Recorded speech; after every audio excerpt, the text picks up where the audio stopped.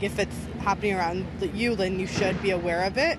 Like I'm not saying like dedicate all your time to it, but like you should be aware of it. It's important, and it's an important resource to have. Best to have all options open. I think resources are always a better thing to have on Ryerson campus. I think whether students agree with it or not, it's still a resource that's pretty beneficial to have on campus. So not so much in my opinion, but rather to aid to people who do require it. I think it's a good idea.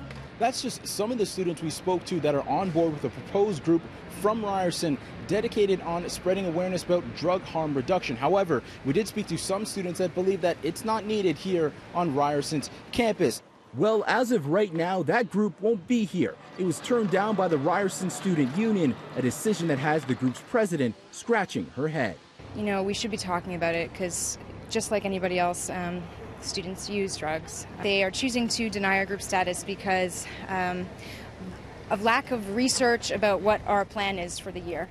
And I know for a fact, I've spoken with previous folks who were in the previous RSU, people on board, friends and people, other reporters who go to meetings with them, who have said that no other groups are held to this standard.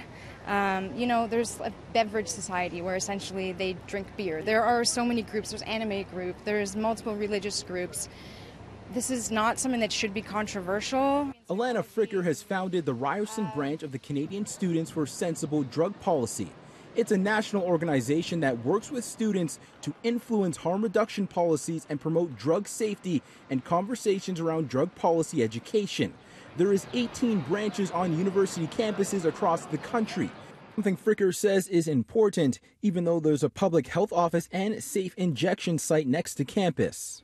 We would love for the school mental health and wellness office to bring things like supplies to students, harm reduction information, but just because there's something nearby doesn't mean a school doesn't need to have it. For example, the services that are used at the works are mostly used by a lot of marginalized folks, people who are in, poverty, a lot of folks who have mental health challenges. Students might not feel comfortable going there. Also, since it's not a school institution, students don't even know about it. This is one of the only groups to be denied affiliation by the Ryerson Students Union.